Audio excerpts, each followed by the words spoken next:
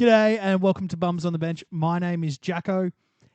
With me this afternoon, I'm joined by someone brand new. Brand new guest today. The other two didn't hold up last week. My guest this week is a man who, on occasion, will pat a goat. Only occasionally, though, has a high tolerance for that. And has an outfit exclusively of Sydney Swans sportswear. I'm joined this afternoon by my friend Andy. How are you, mate? Well, at least you picked the right area to put me in for an AFL team. Because if I was going to support a Sydney team in the AFL, I'd support the Swans. Yeah, I'd look better than GWS at the moment. Josh, he's our third new guest that I was bringing on today. He's not here this week. He's stuck in traffic in the middle of Sydney somewhere. So Sucked in. He couldn't make it, which is really unfortunate because normally I like to have two guests every week. But Andy and I, we're doing something different this afternoon. Yeah, we watched a bit of sport, but we kind of wanted to have a more serious discussion this afternoon because Andy did a bunch of research on concussion and concussion protocols around the world. So this one might be a little bit shorter, but it should actually be really informative. So Andy, why don't you just take it away, man? What have you found for us this week? Well, concussion's something that's pretty near and dear to me because over my years I've suffered quite a few of them by doing dumb things, right? So the fact that the NRL has taken a stand to really take on this concussion epidemic in the NRL has been sort of really good in my eyes. And there's been a lot of people who are like, they've been umming and ahhing about it. Like, obviously, you got fucking Paul Kent. It's like, and Paul Gallen. Not Paul Gallen. Fucking Phil Gill's like, this is a waste of time. But realistically, concussion's such a serious thing. And there's so many star players out there right now that are genuinely looking at early retirement due to the amount of concussions they've had. You know what I mean? Yeah, I do. So off the top of my head, we've got Kalen Ponga, who's looking like he's going to be out for a little while with some serious concussion. Luke Keary's another one who's always one hit away from, I guess, a career ending. Who else off the top of my head has sat Boyd out with concussion? Cordner had his career cut short because of concussion. Jake Friend had his career cut short because of concussion. Yep. Paps has been out before with concussion as well. So that's just like off the top of my head. Those are the big people we can say who's either had their career ended or severely limited. We've also got, I guess, even worse cases of people who've left the game and since gone on to end their lives who have had serious head trauma throughout their career. Paul Green being the most recent example I can think of. Yeah. Other than that, we've had people like, is it James Graham, say he'll donate his brain to science afterwards? Yes. James Graham's donating his brain. I'd imagine some of the female ones are as well. I think Sammy Brumner said she was. Off the top of my head, I'm not 100% on that one, but I think she said she would. So it is a major talking point, not only in the NRL, but in sports all around the world at the moment. Everyone seems to be on edge about the concussion issue. And so today, on my day off, I have done extensive research on a lot of major sports around the world just to see how the NRL's new policy shapes up compared to all of theirs. And, well, I don't even know how to describe. Let's go through what the NRL is at the moment. And currently, in the NRL, if you are determined to have a HIA either via your trainer or the brain bunker, as they call it, which is the independent doctor, the player will be brought from the field to sit out for a mandatory 15 minutes, and they will have impact tests and stuff done on them to determine whether they have a Cat 1, Cat 2 concussion, or if they're good to go. Now, if the player is deemed to have a Category 2 or Category 1 concussion, they will now be out for the rest of the game. And if you're a Category 1, you're actually sitting out for the next 11 days. But a Category 2 can come back within a week if it's deemed okay by an independent doctor. So that's the current NRL protocol. And at all training sessions, there must be a camera filming high-impact training sessions to make sure that any concussions that are sustained is also able to be reviewed by an independent doctor to determine whether there's been concussions happening at the training sessions as well, which I think is a really good move too. We've definitely improved, I want to say massively over the last 4 years, probably over the last 10 years, of getting to the bottom of what concussion is, how it affects people, and also how to best care for it. So we're not doctors. We're not even close. I've seen a doctor in my life before, but from my layman's understanding, a concussion is essentially a form of, I don't know, it was going to sound stupid, but concussive force to the soft tissue of the brain. Essentially, you get hit hard enough that your brain collides with aspects of your skull, which it can do at low impact relatively fine. That leads to cause not bruising, because that's a far serious thing, but a kind of accumulation of micro brain trauma that, for people like me who never really did much contact sport, a huge amount, and will have a good stack once or twice a year, I would probably say I've actually physically woken up concussed maybe 2 times in my life. And there's been a few days after like a big day on the motorbike, taking some pretty like rough landings or things like that, you wake up and you're a little bit frazzled. Where the difference comes to sport versus us normally is that after we have a high impact, we get to sit on our ass for a period of months. Like, we aren't going straight back to training, or maybe we are if we're playing those sports, but the impact's not as great. So we get a lot of time in between these head knocks. Where I think we see a lot of issue with sport is the training involves a certain level of head knocks. The gameplay definitely does. And then most athletes like to do some pretty physical things outside of their work. So, they're copping extra knocks there. And where I think a lot of the danger lies, or what people are currently looking at, is having those big one-off shots and then taking those days off is fine. One of the big issues we're tackling is that constant cumulative effect, never fully getting a massive proper rest to let the brain heal correctly. I don't know how medically true that is. That is something that was said on another sports show recently that I'm like, that doesn't sound insane. Like, there's more than just what we see on the weekends.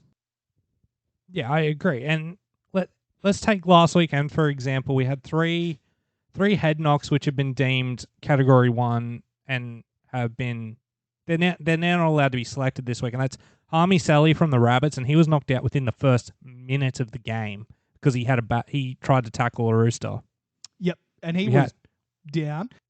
He was gone. Like, you could, as soon as he hit the ground, you're like, oh, he's done. Sort of. That was how bad the hit was. You had Wade Egan from the Warriors. He took his head hit the shoulder of a Tigers player. No, who'd they play? Who did they play? They played the Cowboys, yeah. His head hit one of the Cowboys. He was down for the count. He's now out for the next 2 weeks. And Jack Murchie from the Eels, he took a head knock too, apparently, and he has been stood down for the next 11 days. On top of that, you had, going into last weekend, Chance Nickel-Clockstadt was out from the Roosters game. Jackson Ford was also out from the Roosters game. Jake Simpkin was currently suffering from concussion protocol. Toby Couchman from your Dragons was in concussion protocol. Scott Sorensen from the Panthers, Jaden Brayley from the Knights, and of course, good old Kalen is in concussion protocol. So that's, what is that? That's 3, 4, 5, 6, 7, 8, 9, 10 players in the NRL currently out due to concussion. And it's week 3. Going into week 4. Now, some of these names have been named this weekend for the NRL because they were concussed prior to the new rules coming in last weekend. Oh, so these are brand new rules, the 11-day rules. Yeah, the 11-day rules literally were in effect from last weekend, which is why I thought today was a really good day to talk about it, because we've had one round of the new concussion protocols and already we're seeing an effect. I guess the first thing I really want to say about it is frustrating when you're watching a game and through a relatively moderate tackle or a slight knock, one of the star players or like the key figures, so someone in the spine or a marquee player, is then taken out of the game for minimum of 11 minutes. 15 minutes. 15. Most often than not, they're out for the game and then possibly the next game. So I get the frustration as a viewer when seemingly innocent things remove people from the play of the game. However, I think they're doing the right sorts of steps here. Clearly, they've got a lot of medical staff on side who are advising them on what's acceptable and what's not acceptable. I will take players sitting out 4 or 5 games a year if it means they can play for 3 years longer and go on to live a really successful life after football. Because I guess as fans of sports, especially premier level sports, right? That's each nation's own version of footy. And then motorsports and basketball, right? Those are your big ones. Everyone gets heads and knocks in all of them.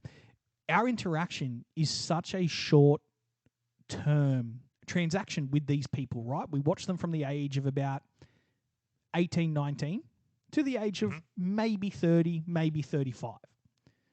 So we get, and that's if they stay, right? So we get, on average, 10, 15 years out of what you can say would be an 80-year lifespan. The reason so many sports around the world are making these changes is they have a legal duty of care for their employees. These guys are employees of the NRL or NBA. So they're looking at that whole life plan and care, and I think that's a good thing. I think that they're doing the right things. I also don't like a lot of the criticism that's been flowing about it, because we need to look at it in a larger scope, because that's why these decisions are being made. I agree. And if we take the other two major sports in this country, AFL and rugby union, they've got two, I don't want to say similar, but different policies when it comes to concussion. So for the AFL, if you're diagnosed with a concussion, you cannot return to training or playing for a minimum of 12 days after the head injury has been sustained. So that's just a flat 12 days out. Rugby union, this is from the World Rugby website, this one, and I think this is the best one of the lot, to be honest, and that's including all the ones I've discovered over the last 24 hours. So let's say you get a concussion in rugby union, right? First of all, they don't speak normally to begin with because they're playing rugby union. Got to make the jokes where we can. But if you have a confirmed concussion and you have a concussion history, so you're flat out, you've had like multiple concussions, you remain in stage 1 protocol until 72 hours post your third HIA assessment, which I'll get into in a minute. Okay. And you cannot return to play for a minimum of 12 days. That's so for players like Kalen and Luke Keary, if they get a concussion, they're out for the next 2 weeks. But if you're someone who's like let's pull a player out of my ass. Brandon Smith, he hasn't really had concussion issues in the past. So in stage 1, players who are displaying obvious on-pitch signs of concussion, criteria 1, they're immediately and permanently removed from play, and at the completion of an off-field assessment tool is no longer required. However, if you aren't showing those symptoms, but you get a concussion, so you fall under criteria 2, you both have to go into HIA2 protocol. HIA2 protocol indicates that within 3 hours of the game, full time being blown, you have to go and see a medical professional and have a HIA assessment with them. After this, you go into stage 3, which is 36 to 72 hours post concussion. You then have to go for a third assessment. And if you pass that, you can return to playing in 7 days. However, at stage 2 or stage 3, even if you were diagnosed no concussion on site, if you were diagnosed with concussion in stage 2 or stage 3, you cannot return to the field unless you are 12 days post-diagnosis of the concussion. So not post-days from the game, post-diagnosis. So in stage 3, 72 hours after the game, that's classified as day 0 of your concussion, not the game. So you could be out for up to 15 days at that point. Yep. I like it. I'm with you on this, Andy. It seems like it is a really tough schedule with as many like checks and balances as you can rightfully throw at some. The time scale is really intelligent too. The fact that they mark it from your diagnosis, not the day of the game, is important, because I think one of the things that we're learning more and more about concussion and how it affects the brain is it's not always immediate. No, it's not. A lot of these players are having delayed symptoms. A great example is James Tedesco in the Rabbits Roosters Finals Week 1 game last year. James was taken off for a HIA within the first 10 minutes. 15 minutes later, he's told, yep, you're all good to go. Just sit on the bench till we can get a chance to sub you back on. In that time, from when he was told, yep, he's good to go, to them getting ready to sub him on, he actually started developing symptoms and then was categorized as Category 1 and was not allowed to return to the game. Like, he'd passed all his HIA assessments and then was told, no, actually, you can't go and return to the game. And that was a big swing on the Roosters because we ended up losing that game, not having James out on the field. Yeah, it was the right call to make too, because these symptoms that do show up aren't healthy. Like any symptom you're getting of an illness is a warning sign that your body needs either an additional thing to heal or time and space to heal. Like, it's our body's way of communicating its internal needs to us that we might not necessarily be able to cognitively be aware of. It's the same reason when you eat something dodgy and then your stomach starts to rumble and you know it's a difference. You can tell there's a difference between this is going to be a run-of-the-mill toilet time, or this is going to be one where pants are probably coming off.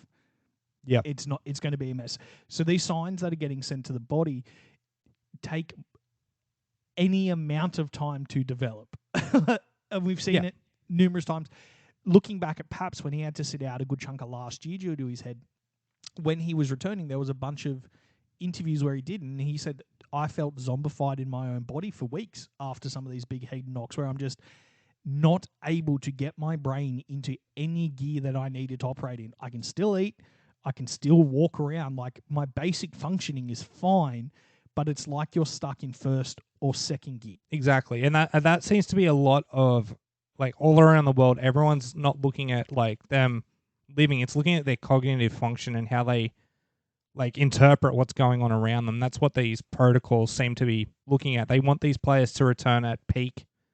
Like, at their peak. They don't want to return them and they're still, like, a bit groggy and stuff. Like, for example, in the NBA, if you're diagnosed with a concussion in the NBA, you cannot return to the game until you've gone through return to participation extension process. Doesn't matter if the doctor says you're all good. If you can't pass this, you can't return to the game. You know what I mean? Yep. And that it's a very gradual thing. So it starts with a stationary bike, starts with some jogging, a little light agility work, and non-contact team drills.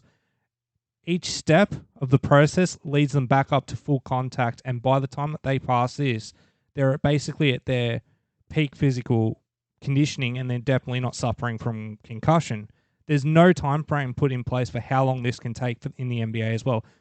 If you suffer it on week, like game 60, you could be out for the rest of the year if you can't pass this process. You know what I mean? And it's an 82 game season. That sounds like a brilliant system. NBA has always been particularly good at looking after their athletes' welfare, though. We've seen it a few times over here when we send our football players over to US sports centers for treatment. So Paps has gone, Latrell's gone, and a few others have gone over the past. Where but they've been more for, like, injuries in their legs and stuff. Like Latrell went over for his hamstring, Travojevic went over for his hamstring, Pap went over for his kneecap. There hasn't been many going over there because of their head, you know what I mean? No, but the fact that we're sending people over there for physical injuries means they're clearly doing something about injury management in all forms that we don't necessarily have available in-house in Australia. Do you know what I mean? Those US sports organizations are behemoths. Like, we are talking billions of dollars flow through these organizations yearly. Clearly, a bigger portion of that has been, and it has been, we know what the US is like culturally. If you're making money, you get the money. So these sports make an insane amount of money. They have a lot more money to throw at these issues, but a part of that has been athlete welfare. They have the best training facilities, the best medical personnel. Like, they are the best in the world at sports management in general. So I don't think we need to send people over there for concussion management, but clearly the NBA is looking at this in a way that we're not. Yeah. I don't know exactly what our doctors are getting our players to do. After the 15 minutes, it's pretty obvious. It's like the eye refractory test. It'd be the Glasgow Coma Scale assessment. It would be basic coordination drills, question and answering. It would be what you would expect for a concussion treatment. This US basketball version of looking at them in the basics of their game, which is measurable and visually available, plus with your scientists measuring at the same time, seems to be a really intelligent way of ensuring the players are well and healthy. Would that exact system work here? Probably not. We're talking about a game of 5 players. with... And they also play up to 3 games a week in the NBA, whereas over here we're playing 1 game a week. What needs to change, or what needs to be given out more regularly to people, is explaining not only the science we're using behind our concussion protocols, but explaining the reasons why. I already spoke earlier about the fact that, they're looking at these guys over a whole lifespan thing. We need the NRL itself to communicate their intentions behind these things. Player safety, obviously, duh. But unless you're breaking it down for the average fan who only kind of watches the games and that's it, they're probably not understanding this because they're not viewing everything that we are able to see, which is the 4 days after training where they're really, really struggling at home. And then, you're talking about family stress of the partner having to look after someone in a higher capacity, plus their children, plus the rest of their lives. Like, if the NRL was communicating more effectively that way, I don't think we'd see as much animosity of it. Where I think it's going very wrong is we're letting these players have too many uninformed opinions about these things.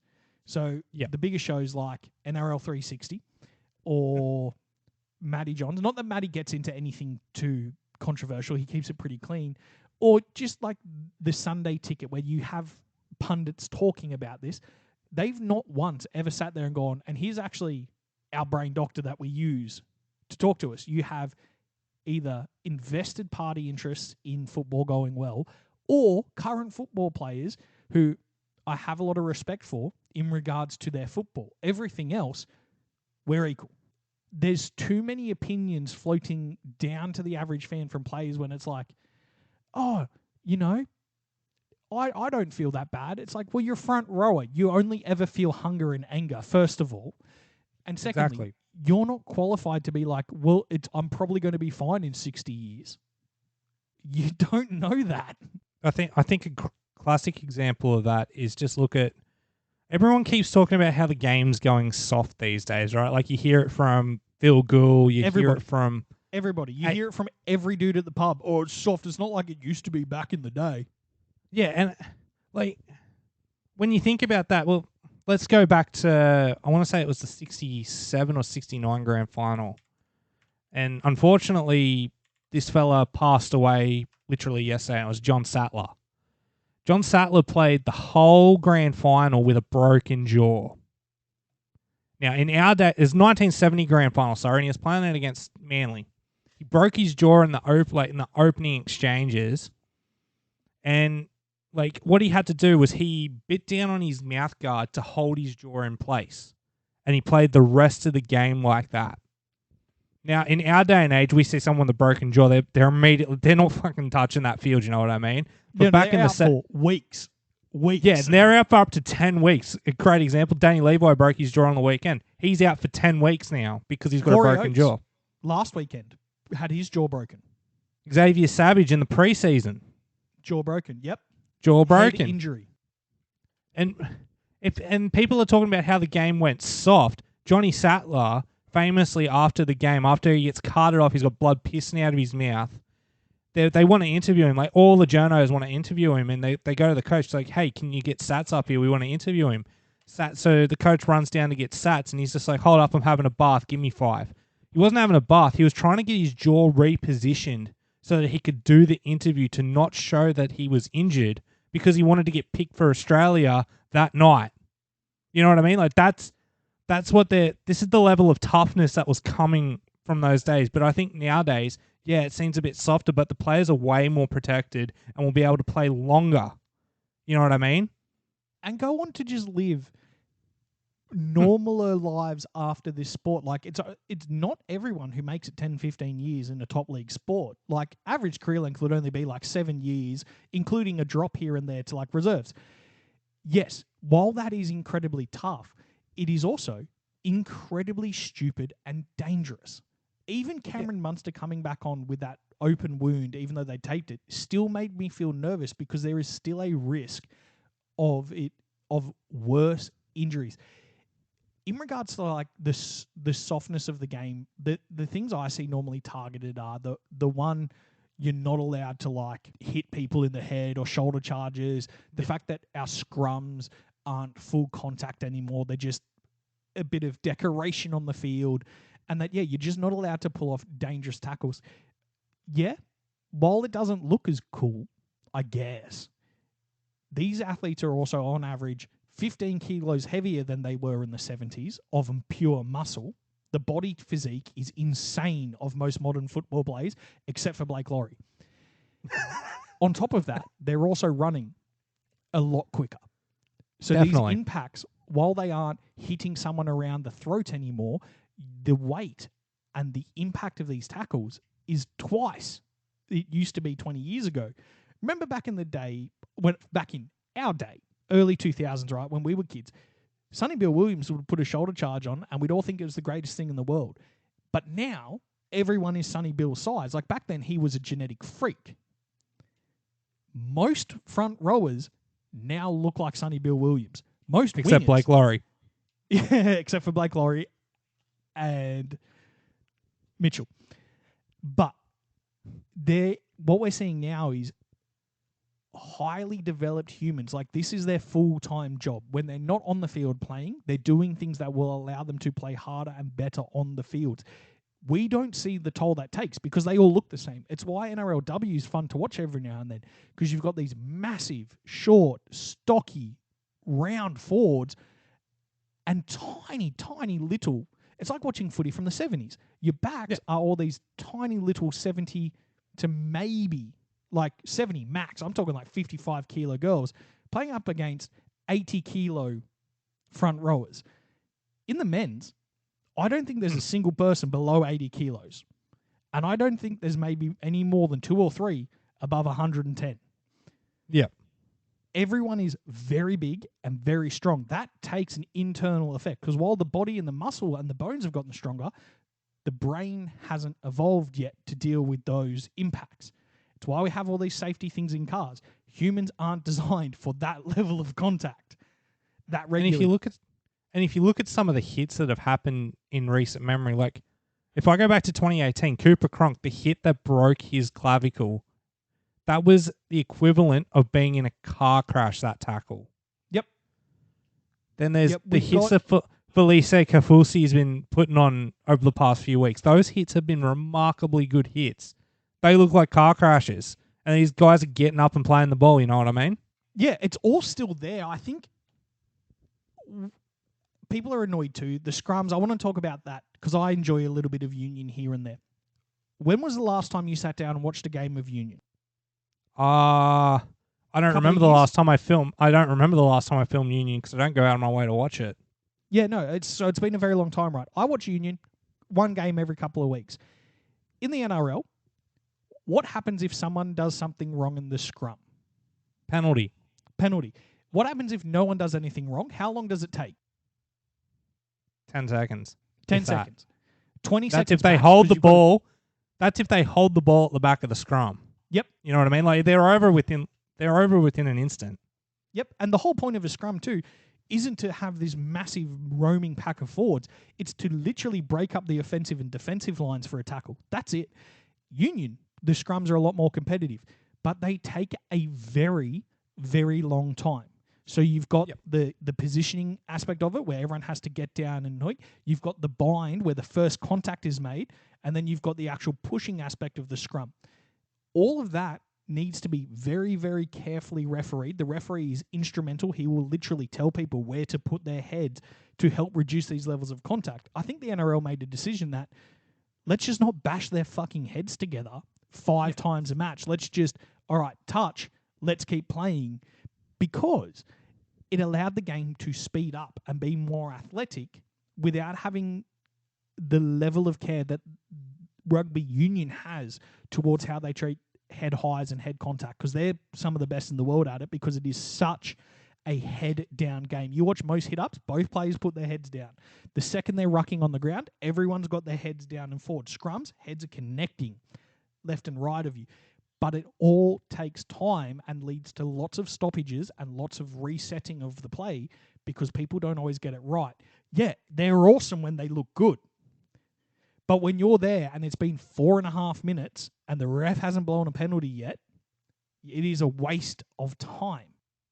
I agree. But don't discredit the fact that in the NRL there are protocol. You can push back on the scrum. That is a play that can happen if you're against the edge of against the run of play. You can push back and get the ball back. It just rarely happens because 9 times out of 10, the team that had the ball just falls up, breaks the scrum up, and it's a penalty to the other team. You know what I mean? Yeah, and you see that a lot. I've seen a couple. I think maybe one in the preseason. It was in the Sharkies game. They successfully got the ball back in a scrum. They pushed, but it's our game hasn't gone soft. It's evolved, and where I think people are struggling is no one likes change. So I've got a couple of family members, and they're a generation above me, who really struggle to watch the footy now because it's not what they remembered. Therefore, they instantly jump to, well, something's gone wrong and it's bad now. When in reality, it's like, no, mate, you just didn't keep up with the updates that are going. The NRL is awesome at the moment. Like, this has been one of the most... Look at your tips. They're shot through, right? Mine are buggered. Joshy's a crap. Everyone we know has horrible tips. That means the season's really good. Yeah, definitely. Like, teams have beat teams that they have no right to beat. Other teams have come into the competition and done things that they have no right to do. Absolute juggernauts of teams who haven't had that much disruption are nowhere. So while things have changed, they've gotten better. Like, the game is super exciting. It's like, it's why we win the World Cup, because our game is constantly changing, and what we're expecting of our players athletically is constantly getting further and further up there. A couple of years ago, everyone realised that kicking into the in goal was a great way to get points. So what they all do, got a bunch of AFL boys to come up and go, hey, can you teach us how to catch these balls up in the air above our heads? Yep. That never used to happen. You don't see it a huge amount in the Super League. They'll grubber into the in goal, but they don't often bomb it into the in goal like we see. Other things that have changed that have made it infinitely better has been, I mean, I'm still a big fan of the 2 referee days. That's the only real big change I'd bring back in. I've always said I like the 2 refs. Having that extra person there made it feel more balanced. It's a brilliant sport. We should probably wrap back to concussions a little bit here, where let's see what happens in the next few weeks. I want the NRL to fix their messaging and start communicating better with the fans about why and how they're bringing these changes in, even though it's obvious, but I still think they need to make a better effort there. And then also, I'd like to see the players stop communicating about these changes. If they're being taken off the field, of course they're going to think it's a bad idea. If they're seeing less of what they love, they're not going to like it. That's human nature. Their perspective needs to shift. I reckon it should probably go through the Players Alliance, or the union that they have. RLPA. Yep. To be like, just as the communication form be like, okay, players, you're not allowed to speak randomly about this anymore. We will be putting out communications on this. Because I don't know if enough of the actual NRL players have sat down with their medical personnel and gone, hey, look, bro, you're 21 years old. You have 60 more years we need to be ready for at a minimum to help them understand. Because the mixed messaging we're getting is really frustrating. Another thing that needs to be clamped down on too with the messaging behind this is the people in the media, like your Phil Gould, your Paul, the people who are adamantly against this. These guys need to be told, shut the fuck up. I don't care if you're against this. We need to do this for player welfare. It's not about your opinion. Oh, the game's gone soft. Oh, back in my day, we could do it. It doesn't fucking matter anymore. The game's changed so much in the last 30 years that Phil Gould's... What the game was when Phil Gould played and when Phil Gould coached, it's completely different these days. And the fact that he's allowed to go on free TV and adamantly bash the NRL for this stuff, I think it's Phil Gould. If it's not Phil Gould, it's fucking Buzz Rodfield. One of them. And and this is all within allegedly, because I can't remember who it is. It's all allegedly because I can't remember which one it is, but I think it's one of those two. You're pretty safe to come out and say that, like, we know these guys are out there talking shit. It's really frustrating too, because we've just, as a world, come out of 2 or 3 years of really, really intense medically related misinformation, information, and changing information, right? Like, that took a massive toll on so many people's friendships, on a lot of people's employments. Millions of people fucking died. it's really frustrating that we can now allow unqualified people on free to, as you're saying, to come out and essentially spread medical false information or partially incorrect information. Just because it has some aspects of truth doesn't mean you're allowed to come out and say you disagree with it yet. I believe that the NRL is doing their best to follow the correct medical advice. I see no gain from them by making these decisions. There's no monetary gain. There's no fan, you know what I mean? These aren't popular choices across the board. If you think about it, it's negatively impacting the game because let's say you lose Jerome Hughes or like one of the superstar players due to a HIA in the opening minute, and the game becomes a dead rubber. Like, how is that going to reflect on the NRL? It's like, oh, these are two top of the table leaders, and both their star players were taken out in the opening minutes due to HIA. And it would. You're sitting there just watching them sit on the bench. Fine, and I do that with the fine. Bunny is fine because they're medically not okay, but they look okay. Yeah, exactly.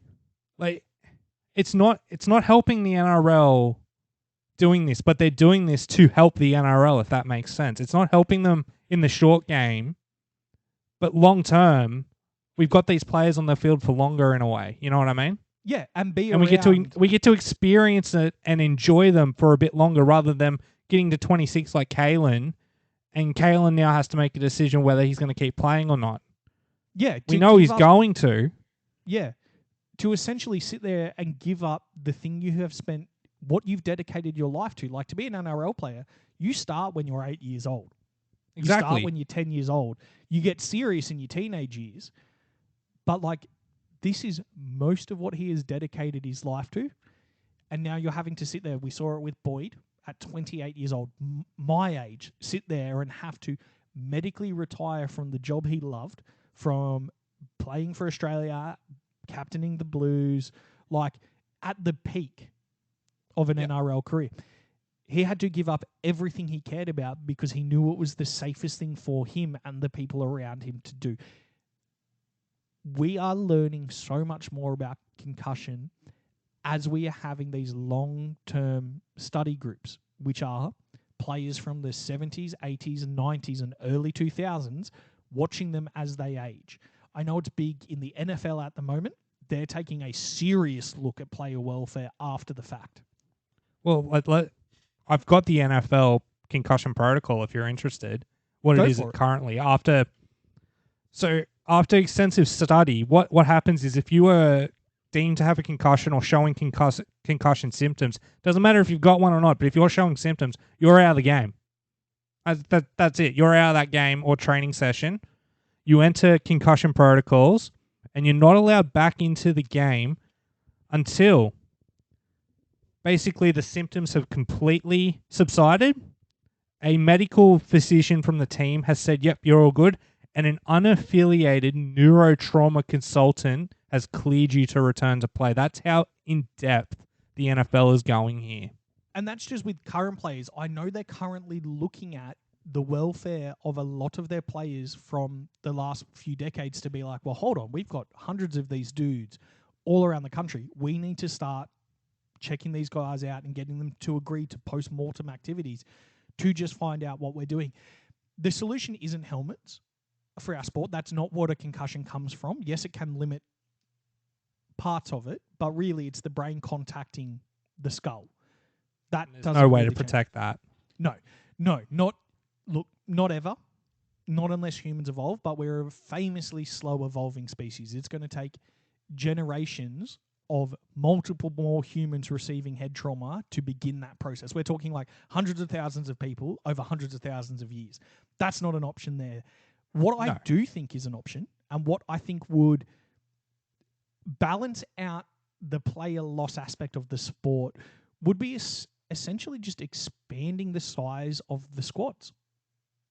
So it would mean salary cap adjustment, first of all. That would need to go a little bit higher, but it would also mean that players would have to be, or clubs would have to be a lot smarter about these bigger deals we're offering to people, right?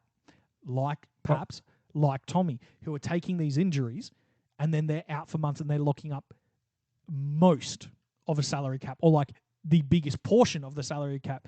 I'd like to see that extended. Instead of you have your starting 13, you would then have a bench of 8. Yeah. Right? Well, it's funny you should actually bring this up because today, there was an article out there that the NRL is actually discussing expanding the current team rosters from 30 to 38 to equalize and balance out the amount of injuries and concussions these players are sustaining. It would include probably a major salary cap increase, but clubs would have to really think about this because all of a sudden you've got to fill out an extra 8 slots on your roster, and you don't want to fill those with just rookies because, God forbid, you have a Roosters run of the past few years and you have 3/4 of your starting players on the injury list. You know what I mean? Yep, similar to Melbourne started this year, they've lost, I want to say, 5 or 6 big money players from their starting 13. Like, it would force the teams to go, hey, when you're healthy, man, you're $1 million player. But if you take one knock and you're out for 2 games, suddenly we're paying you $1.1 million for less games. If you're out with a serious injury, regardless of it being head or body trauma, if you're out with a serious injury, man, like Tommy the last couple of years, that man got paid like $1.2 million to play 4 games of rugby league, which is fantastic for his bank account, bloody terrible for him and the physical state of his body. With my thing about reserves, I'd like to see expanded to 8. And the second someone's taken off for HIA and they're out of the game, boom, that person is now allowed to be put on free of charge. Instead of just having the 14th man, you would have 4 HIA reserves, right? The second someone's off with HIA and they're not coming back, boom, they're activated. They now sit on the regular bench and they can be interchanged freely under the HIA system. Yep. I do like that idea. I think clubs should be compensated. Sorry. Okay, go on. I think clubs should be compensated with salary cap relief for these major injuries to major stars, like with Tommy, for example. Like Tommy was out for how long last year? He played like 4 games. I don't know if he got salary cap dispensation because he was out for so long, but I feel like the NRL should have insurance in place so clubs, it doesn't come out of their cap if they're playing a $1.1 million player to sit on his ass and heal for 12 months. You know what I mean? And it has to be declared. It's similar to like an injury reserve in the NFL. In the NFL, they have a system called the injury reserve list where you can put a player on that, and then automatically their salary or a portion of their salary becomes available to you to pick up a replacement until they're healed. You know what I mean? And I feel like the NRL should do something like that. Because all of a sudden, let's take Angus Crichton for an example. He was stood down prior to the season beginning due to personal reasons and bipolar diagnosis. Roosters have applied for salary cap dispensation. I don't know if they got it or not. But if we had an injury reserve list, they throw him on there. We can get an impact player that could basically fill his role for a few weeks until he's good to go. You know what I mean? Yeah, we both agree that something needs to be done around the finances of these teams to give them the freedom to put player welfare and health as the main priority because they clearly want to. Like, no one wants these players to get hurt. But no, that's a massive, massive burden on the rest of the club where you're like, okay, our year might be off. We might not get to the finals. We may lose a sponsorship deal. Our membership will go down. Our ticket sales will go down. Our venue revenue will go down. Our merch will go down. All these things will go down that affect club income as a whole, not only just the salary cap of the actual player not being able to play. Like Roosters finals games, normally always a sellout. Home games in Wollongong happen 5 or 6 times a year. You never get more than 4,000 or 5,000 people there. Yeah, well, I didn't think of it from the perspective of the club as well. Obviously, being a Roosters supporter, my club's always going to be there. They're not in any danger of going financially bankrupt. No, but for clubs like the West Tigers, clubs like who else would we say in that position? St. George Illawarra has been struggling as a club for a little while now. Yeah, like all these clubs that are at the bottom, the arse end of the table, where fans are fed up with the way the club's run and stuff. They get 6 or 7 injuries to star players and are running out practically a reserve grade team. No one's coming to those games. No one's buying their merch. No one's buying tickets to the games. No one's buying concessions at the games. That's a lot of revenue that these clubs are losing. You know what I mean? Like, I didn't think of it from that perspective, but you're completely right. There's a lot more thought that needs to go into this as people who enjoy the NRL as a sport. Like, yes, we all have our particular teams, but we're also fans of this code of football and what it gives to us each week. And I think all of this needs to be communicated better to allow this hive mind that we're a part of to have a deeper understanding and go, okay, instead of me now jumping on Twitter or Instagram and either agreeing with someone's hot take or making my own version of it and fighting the NRL, all group together and go, you know what? Just make the right changes and do it properly because we want to support this. But yeah, it would be nice to know that a club, say if you do lose a big star player who you're paying $1 million to, okay, he's out. Well, we're still able to financially support him, but we have some form of dispensation that we can either now elevate someone to a full-time deal or snag someone from the pool. There is that a transfer pool available, the loan pool. You can snag someone from there and go, okay, awesome. We now still have a competitive football team. So there's exactly a couple of like stalwart teams that it doesn't matter who they seem to lose, they're going to do fine.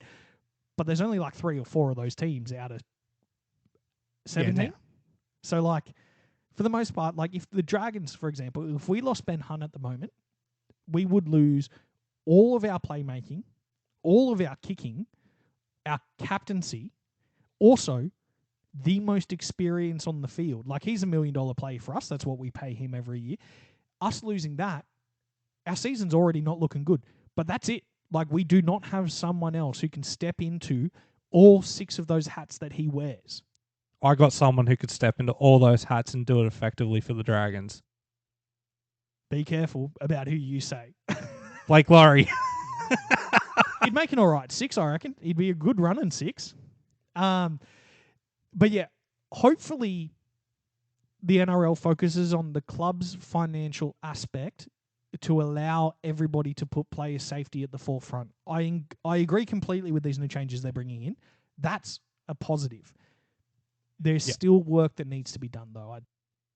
I think the work that needs to be done is on those low-lying teams, though, because I hate to keep bringing them into it, but you've got to understand the Roosters are one of the best clubs to suffer a concussion at because they will not let you on the field under any circumstance. Look what they've done with Luke Keary. Look what they've done with Boyd. Like, you got to imagine Boyd Cordner did not want to retire. It was the Roosters said to him, like, mate, come on. Like, you've got to retire. Yep. You know what I mean?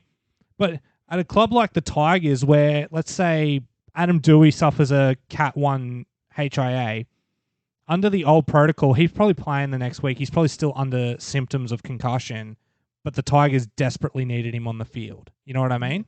Yeah, and that's a position they're put in.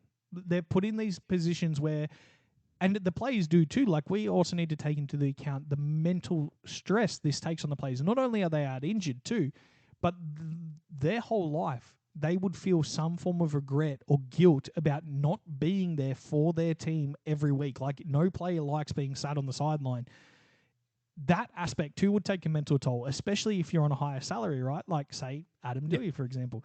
If he's out for a significant portion of time and the Tigers don't win a single game, first of all, normal year for the Tigers, but there would be a mental toll that's put on him as someone who knows he's a positive effect on the field for their team's performance. That's an additional aspect too, is what are we doing to manage how these players feel about themselves when they're placed in these positions? Well, that's what I really like about what the NRL's done now, how they've taken the decision away from the players. Because they did an independent study 2 years ago. I think the Roosters doctor did an independent study, anonymous study of the players, and 96% said that they hid concussion symptoms from the doctor so that they could keep playing for their team. That was the result of the survey. And it's like, all right, well, now we've taken the decision out of the player's hands. If the doctor says you're not good to go, then you're not good to go. It doesn't matter whether you want to or not anymore, which I think is a very good step forward for the NRL. Brilliant. And of course, people were faking their results. Like, that's natural to what people do when they want something. They will do anything they can to get it. And if that means putting yourself at significant risk so you can go there and play a game which you're really good at and you like, yeah, of course you're going to lie to do it. I'm not shocked by the results of the finding. Happy that the NRL is taking that decision away from clubs and players by being like, nah, sorry. it's not safe for you to make these choices because you're not going to choose in your overall best interest. Exactly. Do we think that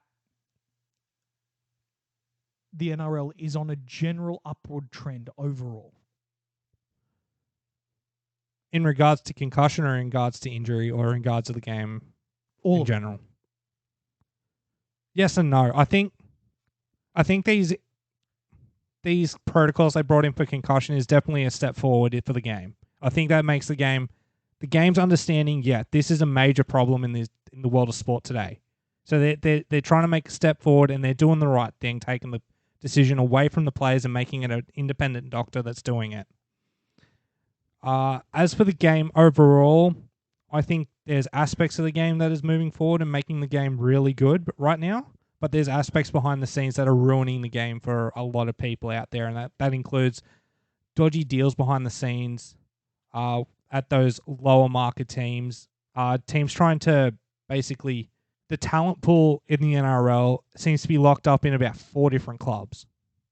You know what I mean? Which is it's killing the league, unfortunately. And the salary cap was brought in to sort of distribute that talent, but teams are finding ways to get that talent to stick to, like the Roosters. They're sticking to Melbourne. They're sticking to Brisbane. You know what I mean? They're sticking to those bigger markets because in those bigger markets, they're making a shitload more third-party deals than they would at the Tigers, at the St. George Dragons, at the Raiders even, you know what I mean? Yeah, no, that's all very good points. And, like, honestly, I've got to commend you for an incredible amount of self-awareness to realise that the Roosters are one of the worst offenders of that. You and Melbs. I know we're a salary sombrero club. I admit it. I love the fact that that's a thing because we get all the good talent, we get all the good players. Too bad we can't fucking use it half the time. But that's karma, mate. I know, but I understand that the Roosters are a club that are notorious for poaching talent. Like, fuck, we got Brandon Smith away from the Melbourne Storm. We've got Dom Young coming down from the Knights. The Knights is a huge club, huge population in Newcastle, and we've just taken one of their star young players and put him on a half $500,000 a year deal. You know what I mean? Yeah, it's crazy for me as someone who just kind of spends the majority of my interaction with the sport just watching the game. The only thing I'd like to see changed is a little bit of how the bunker's used. But in order to make any changes there, we need to have an insane increase in the quality of our refereeing.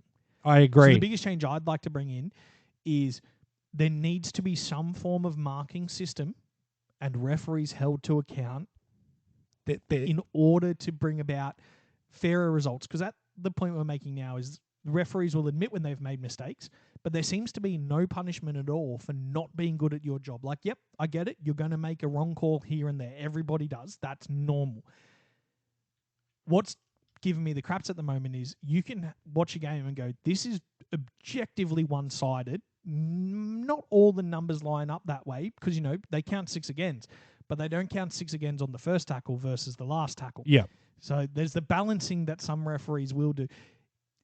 Should be another independent group who goes, okay, so here's every time you made a call this week and X amount percentage were correct and your game was rated at this level of fairness overall.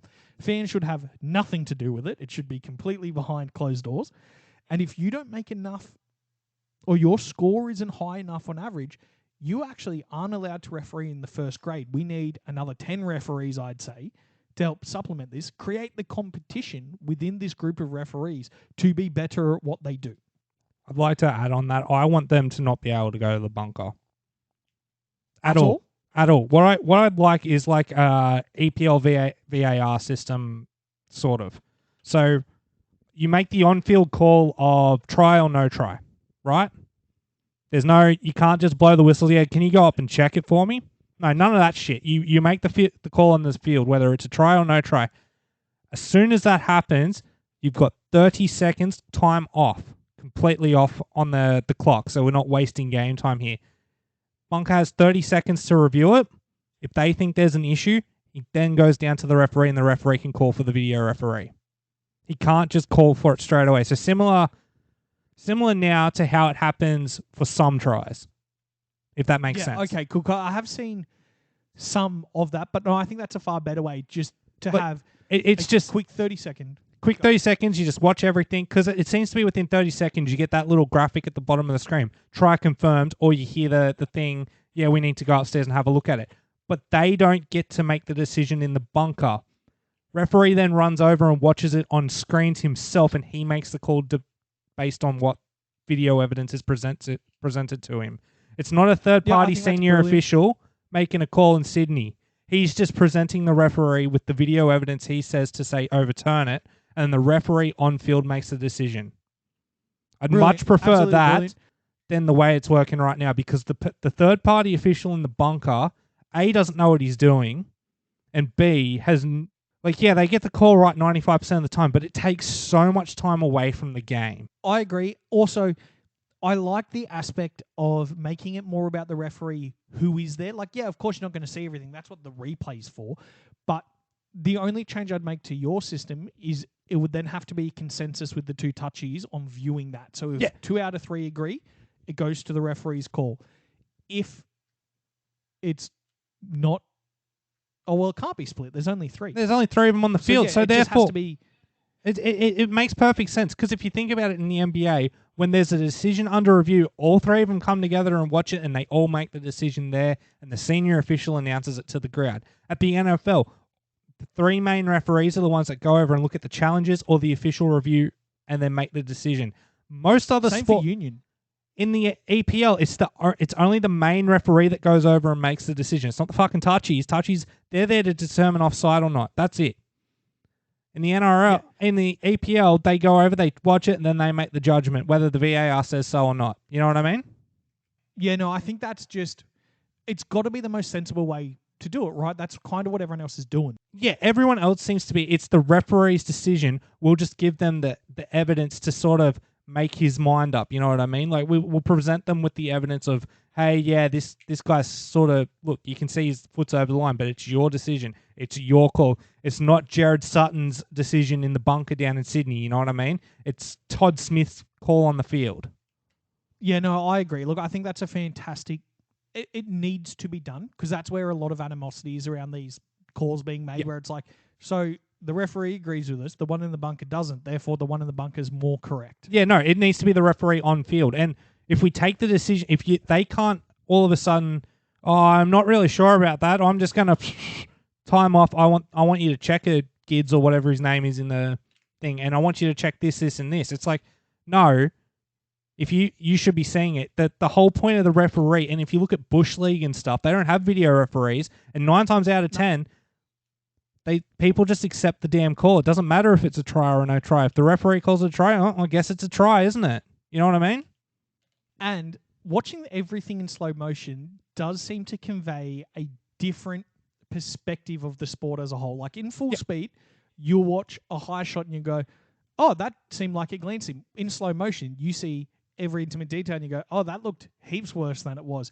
Same for just general flow of the play. Double movements, the same thing. Yeah. Like in full motion, he didn't adjust his arm at all. But in slow motion, you saw him flex his shoulder a little bit because he's grinding along the ground, therefore no try. Exactly.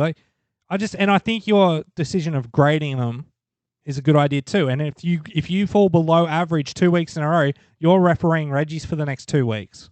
You know what I mean? Yeah, no, there has to be some form of actual punishment, because that's the thing, right? Like, you need some ability as a fan base and as a play group to get that revenge for when something's gone wrong. The revenge should never be verbal abuse. The revenge should never be threatening anybody personally. It's just a game. But the revenge you get back is like, we knew he made the wrong call, and now we don't have to deal with him for 2 or 3 weeks. Fantastic. Everybody gets to come back into the game neutral. It puts a perspective on referees to perform better for their role, and it also increases the flow of the game a little bit more, because most decisions aren't now being flicked upstairs just because they want to check in case. Yeah. They are now told, like, hey, you need to check this, instead of, oh, well, I think this happened, and then I think this happened. Can you just remind me of all of it? It's like, nah, man, you kind of just got to make the call and stick with it. Yeah, exactly. I think that I would be much happier if it was they call it and stuck with the decision, and then we seen the slow motion replay of them fucking it up. I'd be much happier if doesn't matter, it's going back. The referee's made the call. Let's say he makes 300 calls a game. If he gets 2 wrong in that 300 calls, but he sticks to it and there's no changing it because of the bunker, I'm much more happier as a fan than fucking sitting there for 3 minutes while the chicken time comes up and it's like, oh yeah, it's whatever. You know, the bunker's changed the decision. You know what I mean? Yep. No, I agree completely. Is there any other things you want to bring up this afternoon, or are you pretty happy, mate? Mate, we've gone for an hour when we were going to do 30 minutes, so I'm pretty stoked. Okay, so that's our episode for this week. I apologize that I was only able to get one guest. Next week, I'll be bringing 2 brand new guests onto the show. I think I'm going to keep that up. I really enjoy talking with new perspectives every week. It's better than the same old, same old. Follow us at Bums on the Bench on any social media. Leave us a rating, leave us a like, leave us a review. Andy puts out reels every week of some of our highlighted moments of the show. So if you've seen any of them, give them a like or share them to your friends. It's a very, very easy way to support us in what we do, is just by taking the 2 seconds to go, someone will enjoy this bullshit take that Jack said, or someone will enjoy them yelling at Andy. And share those things around your group of mates, because we like talking about sport and we assume that most people out there enjoy sport too. Andy, have you got anything to say? I'm sorry Josh decided to get stuck in traffic because he went to work today like a pleb. Yeah, yeah. I'm on holidays. But apart from that, thank you guys, and we'll see you next week. All right, see you everyone.